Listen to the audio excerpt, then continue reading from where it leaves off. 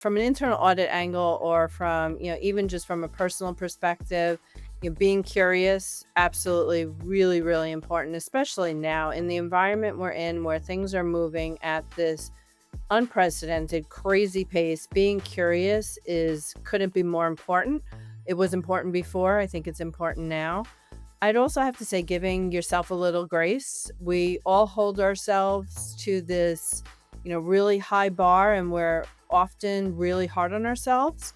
And striving for this unachievable perfection sometimes, but we have to remember that we're all here working in internal audit for a reason.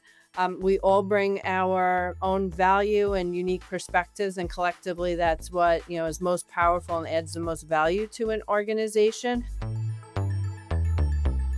Hello, everybody. Welcome to another episode of the Audit Podcast. I'm your host, Trent Russell. Today on the show, we have Jess Rodgers. For those that don't know, Jess is the Global Internal Audit Leader at Ernst Young. And on the show, we talk about Jess's journey. I think it's always fascinating to hear about partners, especially if they're at like a global level, but nonetheless, partners at big four firms and the like, and how they got from where they started to where they are now. Some boomerang, some are lifers, etc. And so we wanted to get a little bit understanding of Jess's background and how she got to where she is today. Not only just I went to this school and then I did this thing and then I was at this job, but what led her to be in the leadership position that she's in. So was it like, hey, Jess is a super tech geeky, competent person, and so that's how she got to where she is? Did she leverage relationship building? Like, how did you get to be where you are, more so than like just tell us kind of the stops along the way? If you are connected with Jess on LinkedIn, you will know that she is a huge fan of learning, seems to take the pretty formal route of like online certifications, online programs from universities, things of that nature. And so a lot of those are around GenAI.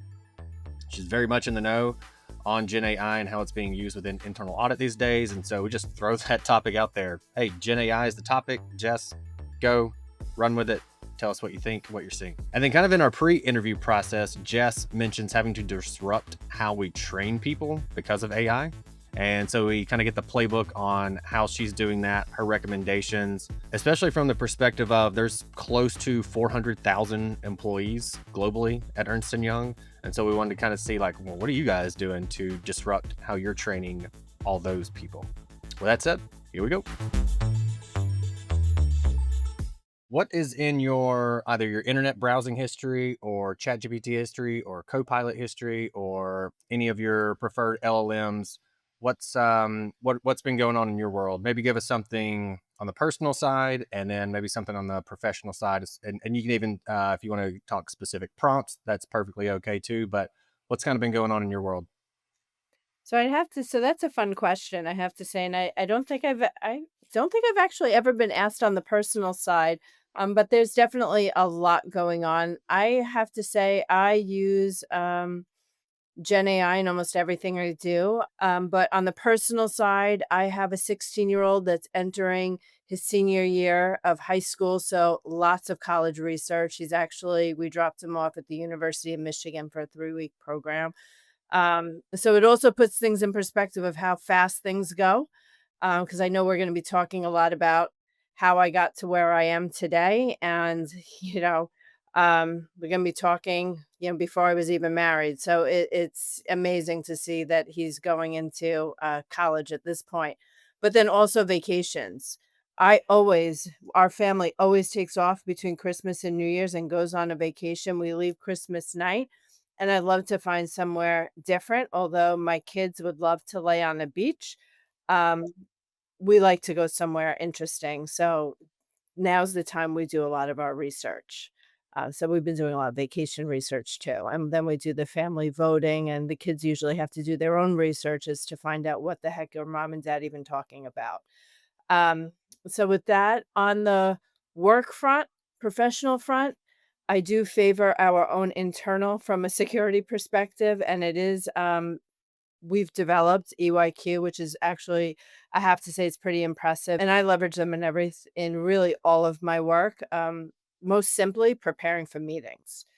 I don't meet with a client or even internally have a meeting without doing a little bit of homework. I think folks underestimate meeting prep. It sounds simple and basic, but I think it's extremely important. But then I spend half of my majority of my role, quite frankly, is looking at how can we disrupt the internal audit life cycle through Gen AI and emerging technologies. So um, it's a fun part of my job. Yeah, sounds fun. How to disrupt internal audit with AI sounds like that's the mission. That sounds like a pretty sweet one. Yeah, it's pretty cool. I love it. On the travel thing, I think I was telling someone else this, maybe it was on the podcast, I can't remember, but I've always talked about on analytics and upskilling and trying to get people interested in internal auditors specifically interested that for me, what it was taking, at least in learning this new tool that I had to learn that was significantly better than Excel. And it wasn't until I did not want to learn the tool but I knew it was better. And it wasn't until I had a fantasy football draft. And so I would run all these analytics, which ultimately none of them mattered. It's all a crapshoot. But anyway, I had fun doing it. And so what I did was I did all my fantasy football analytics in this other tool. And that's how I learned how to do it. And so I always try to tell people, especially when it comes to any kind of LLM, pick like a personal thing Mhm. and use it for that. And then you'll start to like pick up on it. And so anyway, where I'm about to connect these dots is on the travel piece. My wife's the same way. She does all of the research for the most part. It's just we can go here, here, here, here. Where do you want to go? And I go, I would like to go to this country. And then she does pretty much everything else. So anyway, we're getting ready to do that, to go on that trip in, she gave me the update today. I think it's 22 days. And so she would ask me like, where's the best place to get crepes in this city in France? And so then I would just Mhm. take that. I literally put it into ChatGPT and then I sent her the link and she went, oh, that's how this works. Like it's that simple. That's how you do it. And I went, yeah, for a year Oh, and a it's half, I've been telling you. And so anyway, now that probably for the past 2 weeks, the amount of time she has said, yeah, I just put that in ChatGPT or I'm going to ChatGPT that or something like that. So it finally like hit her on how it works. And I can already tell she's almost over relying on the results. And I had to go, okay, these things are called hallucinations. You can't trust it 100%. You have to do your research. The timing of when that shop is going to be open might not be correct. You need to go to the website and double check it. Um, so anyway, we've learned long-winded way of we've saying learned like, that the hard way. do what now? You learned it the hard We've way? learned that the hard way when things aren't open, but Yeah. yeah.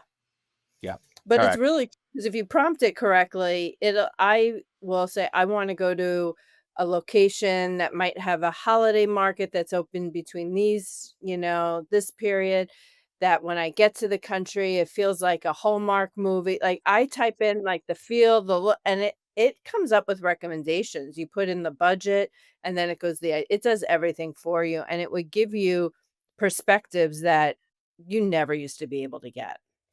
I like the feel thing. Make it feel, or I want to feel like a Hallmark movie. Or now that you're saying that, we saw the Hagia Sophia years ago, and it looked like we both said it felt like we were in an episode of Game of Thrones. And so Oh now I gosh, think my husband's alley. I think I'm gonna add to mine though. Like I want a Game of Thrones feel. But you can put in any feel that you like. You want it to feel relaxing, calm, you want it to feel have more energy, more of a nightlife, and it will tell you which cities, which countries, and that's how we did a bit of research. We were originally going to go to the original trip we were thinking of. We learned it was going to be quiet that time of year between Christmas and New Year's, and we completely pivoted to Hmm. somewhere. We're thinking somewhere different, just based on we were asking what's it going to feel like, what's the energy going to be like, and will it have that holiday feel to it? Hey, everybody, we're going to take a quick break from our guests. And if you need to get analytics or AI actually working in your internal audit department, or if you already have some of it, you feel like you're not really getting exactly what you need out of it, you know there's more, you're not getting that, go to the show notes, look for the Green Skies Analytics link, click it. On the website, there'll be other links that you can click that'll take you directly to a calendar to schedule time. It's literally 3 clicks to get the time scheduled, to get it figured out. All right, back to the show. So on the professional side, you mentioned the meeting preparation.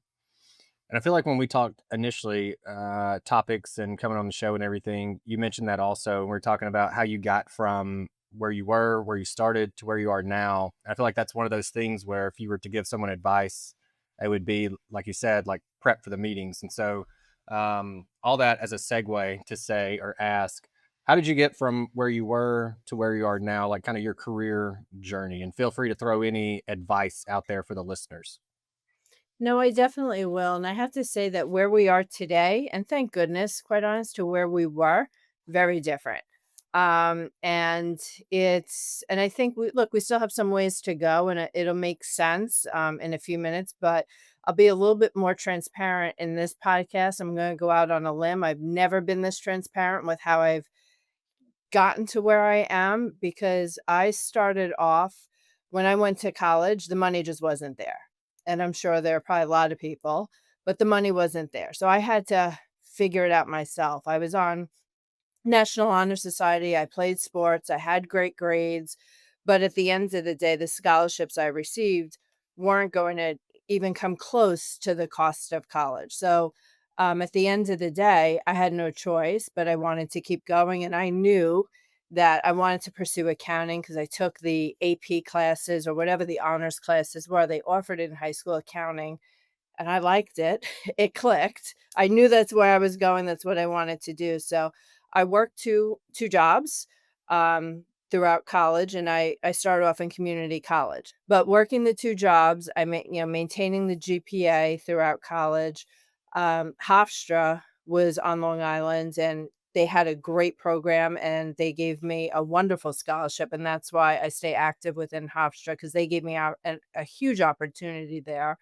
And look, I wasn't able to participate in the EY internship programs or any of the internship programs because I had to work. Yeah. And I had to work multiple jobs. I couldn't, the flexibility that I would have to give to an internship program, it just didn't work. But EY at the time had a really cool mentorship program that they had, I think, like 6 events, and you just had to commit to two or three. And I'm like, well, that I can do.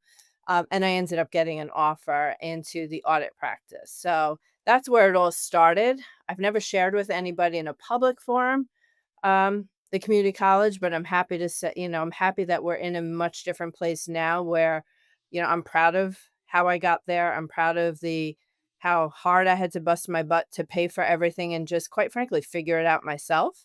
I think your resume is fine now. I think you can tell more people that. I think you're good to go. Yeah, there's something to be said about how hard I had to work and just, kind of I figured stuff out. There was a level of entrepreneurship having to navigate. I do have to say, started in external. And although I learned a lot of the foundational elements and the structure that I'm just so grateful for, once I received my CPA, I did find my way over to internal audit. And I did take a few risks in my career, and the first risk I took was, I started my career before SOX, and once Enron imploded and SOX was just coming to fruition, I was offered a role at a fairly junior level to start up an internal audit and SOX function on Long Island. And on the face, I was like, "Wow, they're offering it to me." That's okay, but I took a risk. It was a big risk given my level, but I felt like this is a massive opportunity. If I can pull this off, awesome. But the real learning in that is I met a woman who I work closely with who really taught me a lot of the leadership principles that I still really abide by. And, the basics. There's no I in team. She really ixnayed some of my bad habits that I brought over from some of my external audit days about FaceTime. Um, you know, Almost I felt like almost a little competition as to who can work more hours, which thankfully, again, I think that's a big change we have now in 2025. It's not about that, thank goodness. She also you can't control what you can't control, so she really left an important mark in how I move forward. They did succumb to the credit crisis at the time, so I returned to the firm after, um, and shortly after I was diagnosed with breast cancer at a really young age. So I had an 18-month-old at home. I young in my marriage, but the firm was rallied around me, supported me through that. I was in a race for partner at the time. And I'd have to say one of the things that I would leave with the audience with is to define your personal purpose. At that point, I didn't have my purpose defined. I knew I wanted to make partner, but that's not everything, and I was trying to sort out, and that experience that I went through drives a lot of why and how I am the way I am today and how I lead. But I think, I worked through treatment. I did a lot through treatment, and I probably did a little bit out of fear because I didn't wanna lose my spot, and that would have never happened. So I would just and I think and I try to figure out the root cause of that. It's probably because I didn't at that time take a step back and define my personal purpose, my direction, how he's gonna get there. Because in the grand scheme of things, was taking a couple months off really going to have an impact? So, but fast forward to today, I'm very clear on things. I did go back into industry. There was an amazing experience that I couldn't pass up, and I felt it gave me the depth of industry expertise that really propelled me to the global role that I have today. So I wouldn't change any of it, but there's a few things I think that have really supported me. I keep people around me that tell me what I need to hear, not what I wanna hear, and that is just massive for me. Um, it's very easy to put people and keep those close to you who will make you feel warm and fuzzy. We all need those people. But you also need the true friends and the mentors that are going to make you better and tell you what you truly need to hear. So that is also has been helping me and get to the role that I have since I've returned back to the firm. My gosh, almost 8.5 years ago. You said that for those people that will tell you, "Hey, that's wrong," or maybe you should have done it this way, or something like that, right? That'll give you the feedback, as opposed to just patting you on the back all the time. Um, you said that you were lucky in getting those people, and I'm sure you believe that. But from your story so far, nothing about it has sounded especially lucky, and it just sounds like you've put the work in and put the effort in. And so, eh, with that said, if you looked at it and said, I did do something to get those types of people into my circle, what would that be for those that feel like, hey, I need that also, and I want to put the effort into it and not just rely on being lucky? Look, I put the effort into it. But I do think everything happens for a reason. And I'm fortunate to have these folks. And look, I think these individuals that I keep close to me who will tell me what I need to hear, not what I want to hear. And it's not easy to receive the feedback all the Yeah. time, and I may not like it. I consider myself a people pleaser, an overachiever. I always want to exceed. I always want to go above the bar. And sometimes, that can be, that goes to me putting in the work a bit.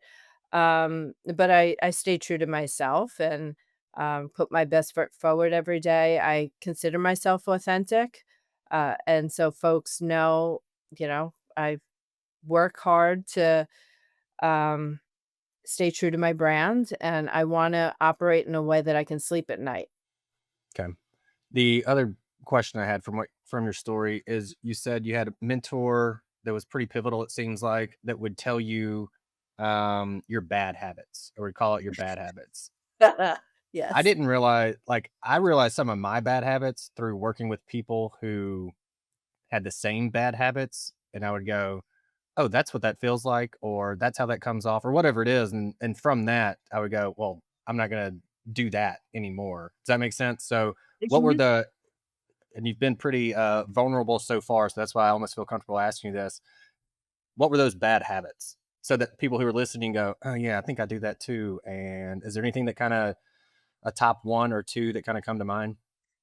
Well, I also think there's an element of I took on this role when I was just turning manager, so very senior to start up an audit function, start up a SOX function.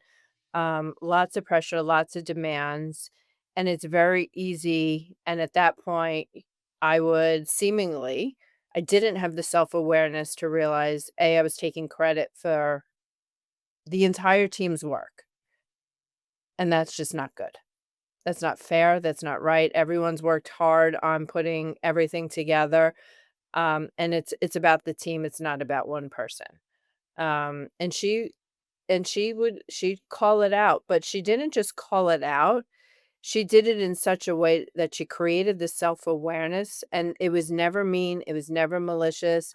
It was almost done in a motherly way, like, "You need to understand how this could make people feel, but I know nothing there's no malintent here, but if you're gonna continue to grow in your career and move up," which, and she was very supportive, "This is gonna trip you up in the future, and Yeah. let me help you here."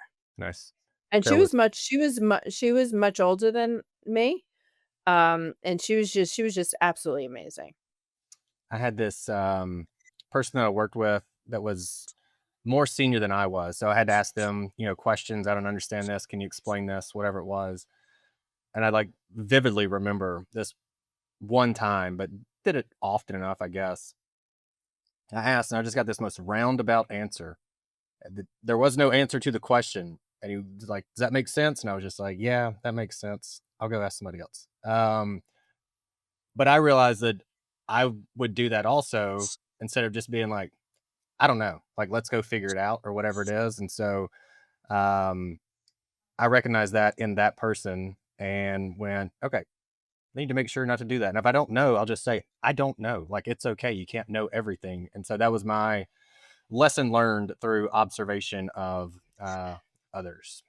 And I think and I'm a f look, I'm a firm believer of staying curious, and part of staying curious is watching and observing. I observe the leaders who inspire me, I watch what they do, I learn from what they do. I also, the leaders and the folks that, maybe I see things that could have improve areas for improvement, I learn from that. Yep. There's a learning opportunity in almost everything every day. And I try to observe all the details and what's going on, how I can learn from it, how things can be done better, and try and take that to be as if I can have be a little bit better the next day, then that's a win. Again, when we talked and we were trying to figure out topics, Gen AI, of course, was one of those. And so in my note, it is just Gen AI is the topic. Let Jess talk about it because I know that you know what you're talking about. So I'm going to let you take it where you want to go, and then I'll interject. Look, I'm excited, personally, very excited about Gen AI. It has incredible promise. It also comes with a bit of risk. So I have a lot of beliefs with that. And, being a risk professional, I'm always looking for the risks, looking around the corner. But I think it's an exciting time. So I feel really great about it from an internal audit perspective. It allows us to really focus on what matters in a strategic fashion. Gen AI creates efficiencies in some of the stuff that I also believe impacts our credibility, such as report writing. Nothing breaks down trust. Well, maybe there's some things that break down trust more. But a breaker of trust is when you're going back and forth with the stakeholder on a report with grammatical errors and poor writing, they lose confidence in internal audit. But now with Gen AI tools, that's a thing of the past.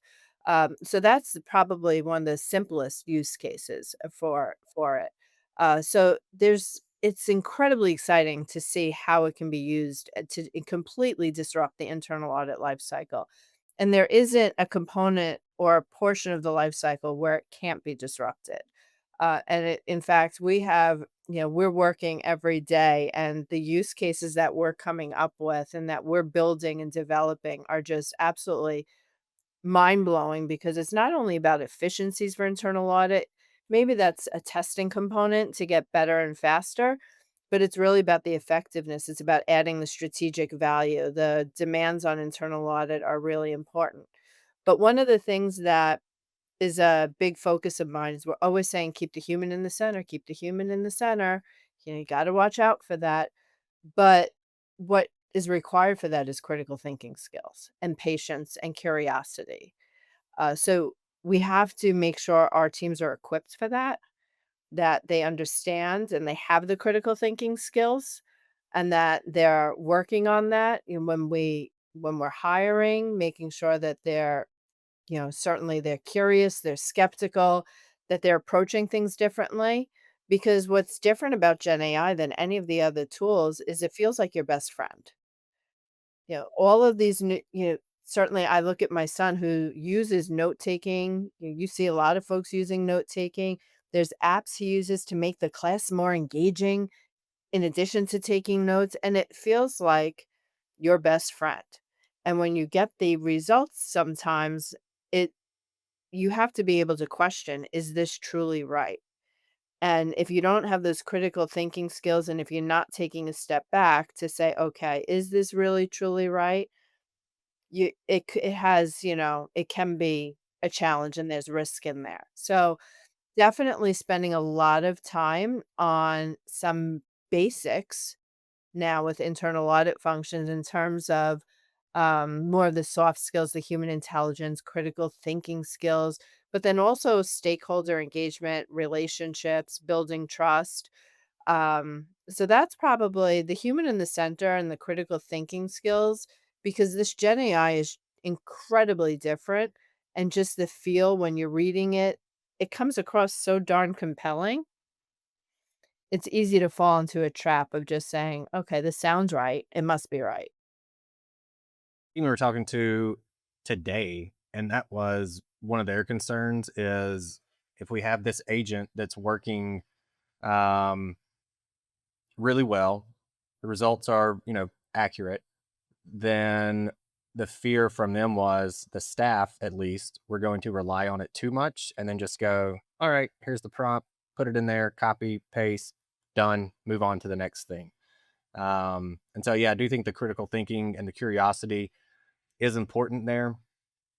The patience is something, I don't know if this is what you meant by it, but I know when I prompt it to do something and it's not perfect, I'm just like, you stupid thing. Why are you not doing the thing that I want you to do, even though it's the arguably the greatest piece of technology ever?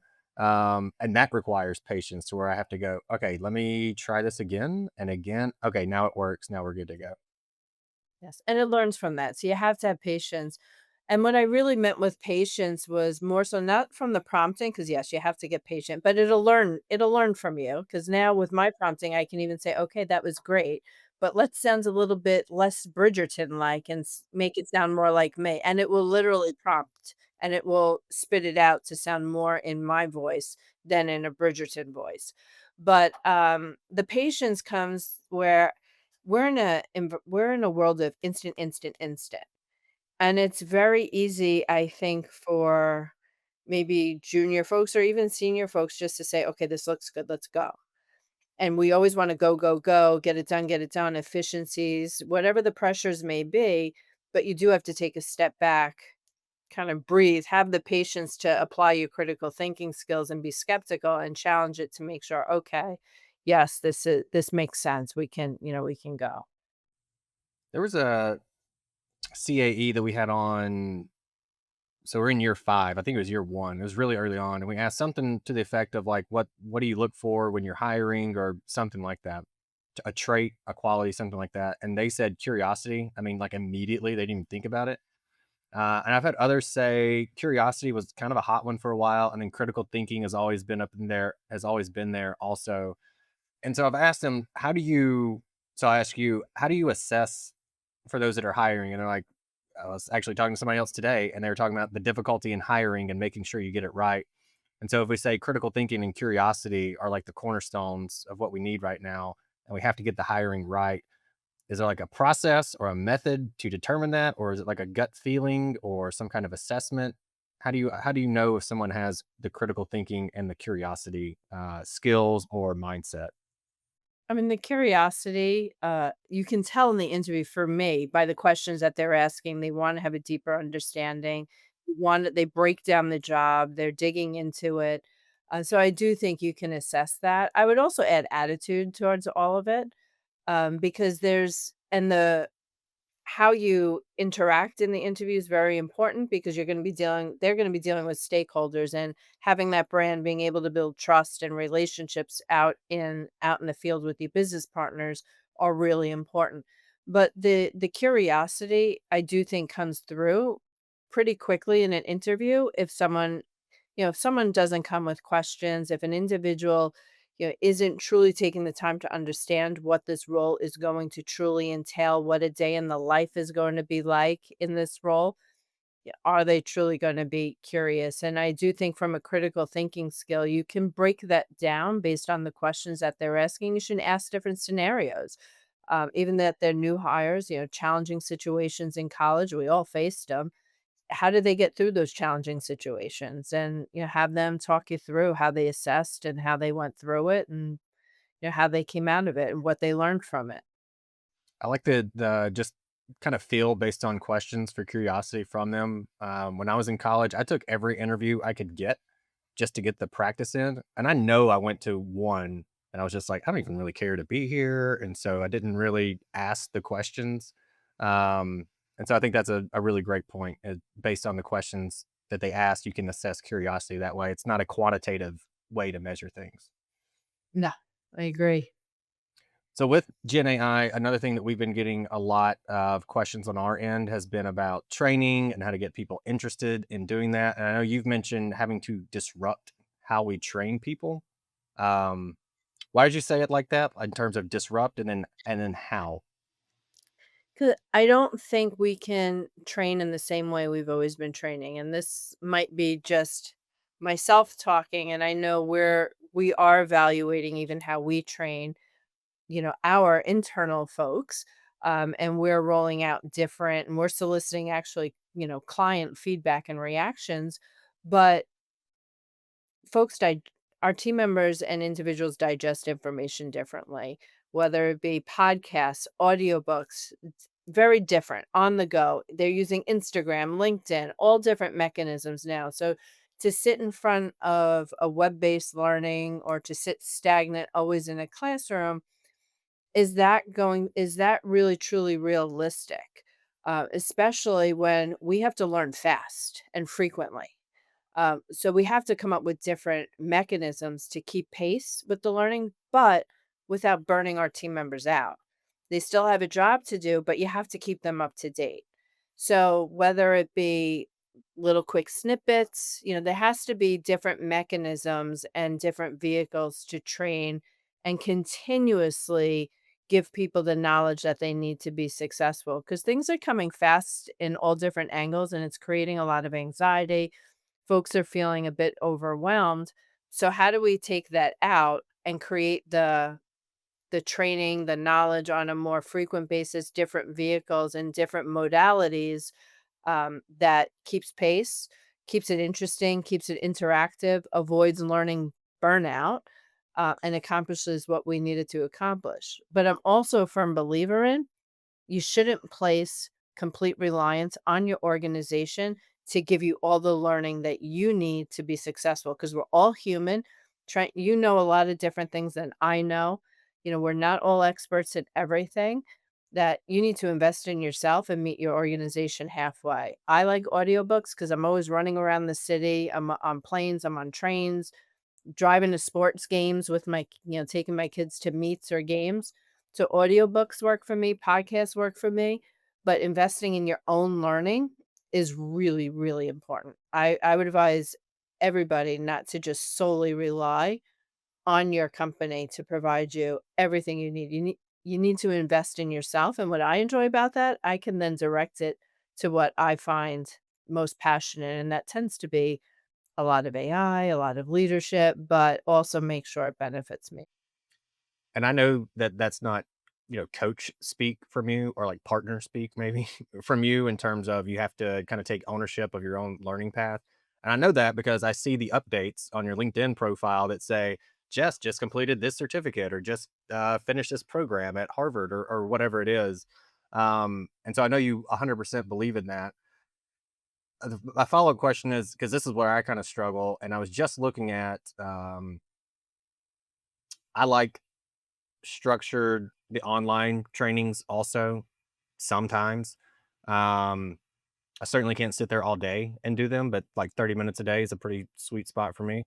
And so I was looking for something different, like a new topic, basically. This is either yesterday or the day before. And I was looking at something and I went, is that even going to be relevant by the time I get done, with that topic? Or how relevant is that going to be? Or um, is it stale already, basically? So, how do you go about picking those where you're doing your own kind of independent learning? So I'll use GenAI sometimes. Hmm. So I'll literally Google what are the top risks and I'll try and correlate that. Okay. But I also try and make it a bit fun, something of interest to me. If there's, there are folks, I think everybody, my Instagram feed was filled with the let them theory, things like that. I'll read, I'll kind of weave those in as well. But I'll look in terms of the top risks that are out there and try and pick, which are and I'll look at the ratings. I'll ask for recommendations, which books, and I'll read an excerpt on an audiobook to see like, hey, is this gonna I can't it can't be painful. It has to flow. I have to Yeah. click with it. So even if it's top rated, sometimes I'm gonna pass it if it's gonna be too painful because it is my free time and I want to make it enjoyable. But I have been staying a lot on the technology because that's where just keeping pace. I genuinely believe it's not going to replace us. It's going to make us better. But the individuals who will truly struggle are the ones who really aren't, learning or trying to keep pace or keep up. So that's where I do tend to spend a lot of time with technology, the risks around it, whether it be cyber or any of the associated risks. I'm fascinated with quantum, so I spend a lot of time reading about that, given the potential, potentially breaking blockchain and all of that. So that's how I pretty much go about it. I don't have, or if I, people talk about books, I see them in, the Auditor magazine. I'll see them, and I just make notes. I have a long wish list of different books to read. So, I have a similar issue. So, I always read at night, helps me go to sleep. And so, I do read a decent amount of books. And maybe this circles back to our travel that we were talking about earlier. When we travel, I like to find like the history of that country or whatever it is, and then read those books. And I'm struggling right now. So what I do is I everything most 90% of the books that I read are on my Kindle. Um, and so you can get these samples of the book. So usually it's like, I don't know, 5% of the book you get for free. You can read it, see if you like it, and then not buy it if you don't want to. If anyone has a brief history of France book that is not insanely brutal to get through, I would love to hear it. I've tried 4 samples already, and the only one that I actually liked, I think the estimated reading time on it was like 16 hours, and I went, "Oh, that's I don't need to know that much, just kinda give me the highlights." And so I was literally thinking about this last night. I know there's this channel on YouTube, they do these, like, cartoon-ish characters, and they'll tell the history of pretty much everything, battles, whatever. And so I think that I'm gonna switch it up because that to your point about making it fun, that sounds way more fun than like slogging through this book. well, the funny thing is you go for the history similar to my husband, I go for the food. Okay. So before I travel to a country, I plan out the restaurants and the food and there are a few funny TV shows where they go on journeys around the world and I Mhm. tend to if they've been to that country or that city before we go, I make sure to watch that episode and I'm furiously taking notes where I could just go on Gen AI, but they are really funny to watch. So, Yeah. uh, I We do. That's what we It's do. just We go through all fun. our typical travel shows and we go, all right, let's find and yeah, we look it up and see like did I don't know if somebody feed Phil is one of yours that Yes, like somebody yes. feed Phil. Where's he been? Uh, Ah, he didn't go to ours. That's unfortunate. no, but we took our kids to Dublin. So we've gone to some of the same places and it's funny to be there and they have the signs up. Yeah, So yeah. he's just hysterical. So I could get the restaurant locations and we sometimes get them after to make sure we get the address correct. I Yeah. don't have faith in myself that I'm going to get it all right just by watching the show. So um yeah, but that's a fun show. It's a good one. Travel tips and somebody feed Phil probably hit on that more than internal audit itself, but I certainly had a good time talking about that. So, with that said, if there's anything else food related or travel tip related that you want to leave the audience with, or audit related, or whatever it is, the floor is yours. What would you like to leave the audience with? So I think it's, from an internal audit that part, from an internal audit angle, or from, even just from a personal perspective, being curious, absolutely really, really important, especially now in the environment we're in where things are moving at this unprecedented, crazy pace. Being curious is couldn't be more important. It was important before. I think it's important now. I'd also have to say giving yourself a little grace. We all hold ourselves to this, really high bar, and we're often really hard on ourselves. And striving for this unachievable perfection sometimes, but we have to remember that we're all here working in internal audit for a reason. We all bring our own value and unique perspectives, and collectively, that's what, is most powerful and adds the most value to an organization. And there's innovation in mistakes. So we're going to, things are going to happen, but we need to learn from them and see what innovation we can pull from them. Because there's, especially now with the technology that is available to us, there's more innovation in these mistakes than was ever possible. Hey everyone, thank you very much for listening to this episode of the Audit Podcast. Whatever platform you're listening on right now, I'm sure there's a subscribe button somewhere, so please hit the subscribe button there. If you're listening through iTunes or Spotify, feel free to go give us that 5-star rating. It only took me about 16 seconds to give myself a 5-star review, and it really helps to get future guests to come on the show, so we'd really appreciate that. Lastly, be sure to check out the show notes and follow us on all our social media channels on Instagram, on LinkedIn, and on TikTok.